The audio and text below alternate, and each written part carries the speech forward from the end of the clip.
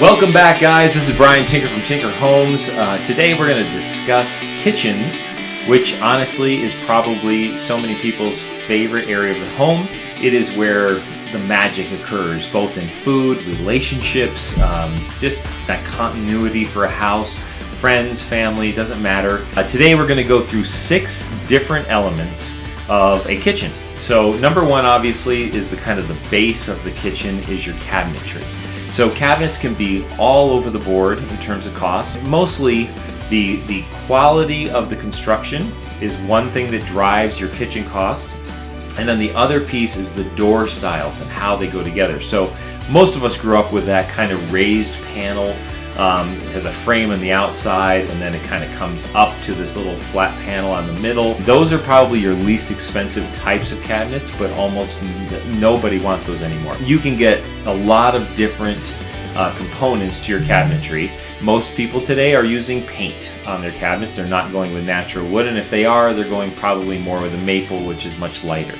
That'll change again, because it always does, but for the moment, that's where you are, and you can spend as little as $5,000–$6,000 on cabinets and as much as $75,000–$80,000 on cabinets. So you'll have to go to your favorite cabinet shop within your city or county and talk with that designer in that shop to pick out the best cabinets for you and what you want to spend. Number 2 is countertops. So obviously there's quartz, there's real stone like granite, marble. There's lots of options out there for that. So that's countertops, and countertop costs typically are somewhere between $3,500 and $5,000 per slab installed. So if you think about a slab that you need, most kitchens these days in modern homes or new homes need probably 3 slabs to do the house, and kind of older homes still, because it's a little bit smaller unless you blow it out and put a new one in, probably in that 2 slab range. So think about that when you're putting your countertops together. Number 3, appliances. Appliances are everywhere, right? You can buy really inexpensive white appliance packages. Most people don't put those in anything but a rental home, for instance, if they're going to redo their whole kitchen. The next upgrade is some type of stainless steel, but the stainless steel range is vast.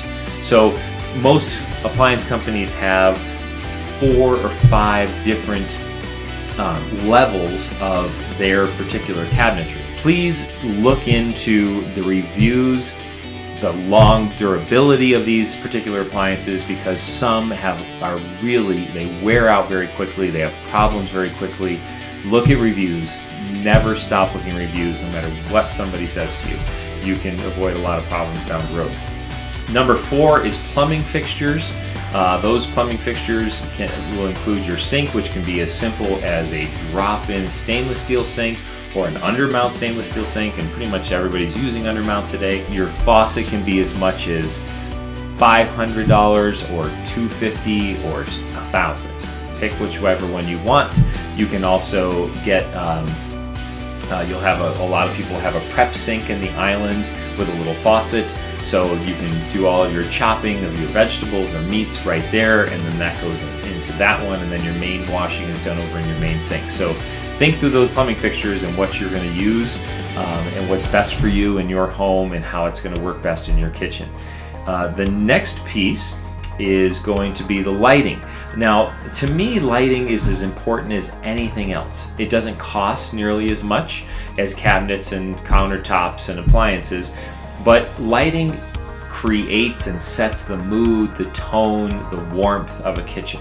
So it's very important that you pick the correct under cabinet lights. If you have room above your over cabinet lights, you do want a lot of cans to provide your work light when you're cleaning or you're getting ready for guests to come over, or you got to get those kids woken up in the morning while they eat their breakfast, and so you turn on the lights a little bit brighter. But once the guests come, once the family comes in, you can bring it all down on dimmers, and there's so many lighting options out there, both LED and halogen lamps, all sorts of stuff. So think about those options. And then I would say flooring. Now, a lot of people don't want to put wood in a kitchen because of water and potential leaks and problems and expanding floors and getting it refinished and all that type of thing.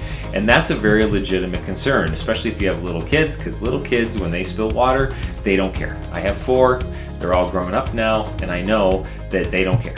They will leave that water on the floor and just run off because they're playing and they're having fun with their friends or whatever they're doing. So if you're a person that has smaller people, but you're often not going to be home, then you can end up with a problem. So talk about costs. Those costs for kitchens, we don't just do kitchens anymore. We will do them as part of a whole house remodel or a new home, of course.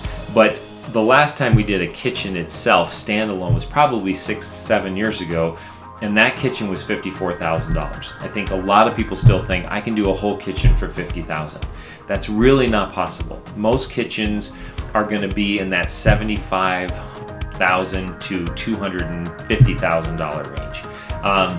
The appliance packages are so expensive. The cabinets can be expensive. Everything is pricey. So make sure you know what you want. Go out and look for it. Go through all the different options. A lot of people don't feel the confidence to put their kitchens together design-wise. But if you do, great, you'll definitely save some money. But there are many, many wonderful designers. Look at their reviews, check them out, see if you can find a referral from somebody else. Both for cost, for their actual design elements and how good they are. That's really important. So thanks for joining us today. Please like and subscribe below, and then pass on to any of your friends that like to see it as well. Have a great one.